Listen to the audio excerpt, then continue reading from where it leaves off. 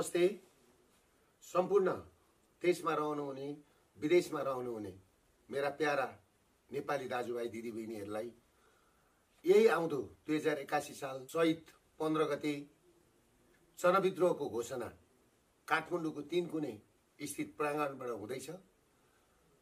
तपाईहरुलाई म एउटा अनुरोध के गर्न चाहन्छु भने विगत 34 वर्षदेखि यो देशमा लुट्नेदेखि पट्टेर काम भएन। अर्को कुरा के छ भन्दाखेरि सम्पूर्ण नेपालीहरु हाम्रा नेपाली दाजुभाइहरु 50 डिग्रीको तातोमा खाडीमा गएर काम गर्नुपर्ने, त्यो पठाको रेमिटेन्स मारवाडीले चलाउने, देश हाम्रो रेमिटेन्स बचाउने दाजुभाइ हाम्रा, पैसा चलाउने मारवाडी, पैसा मारवाडीको सामान मारवाडीको बेच दिनुपर्ने, बैंक मारवाडीले चलाउने, आराध्यदेव पशुपतिनाथका जग्गा मारवाडीले लाने, बाल मन्दिरको जग्गा मारवाडी खाने, अलवाटारको जग्गा मारवाडी खाने, चियानघारीका जग्गा मारवाडीहरु खाने, नेपालीका घर जग्गा जमिन पनि सहकारी लघुवित्त बैंक थ्रो आफ्ना कब्जामा लिने प्रक्रिया अघि बढिरहेकोले र नयाँ इन्भेस्टमेन्ट कम्पनी यिनीहरूले तस्करहरूले खडा गरेर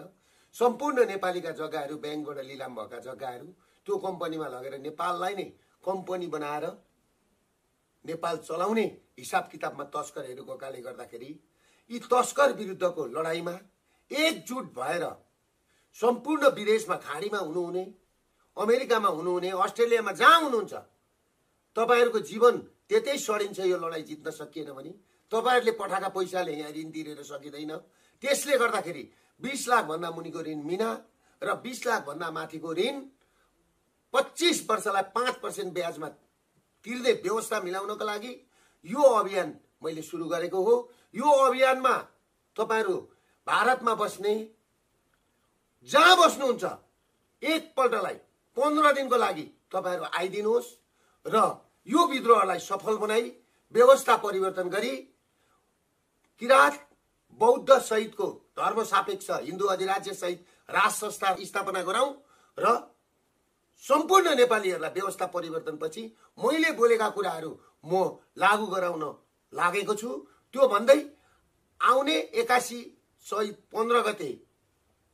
3 कुने आइदिनलाई नेपाल भरि रहनुभएका सम्पूर्ण नागरिकहरूलाई हिजो नालापानी किल्लामा हाम्रा दिदीबहिनीहरू जसरी लडाएका थिए, भोकभोकै लडाएका थिए, त्यसरी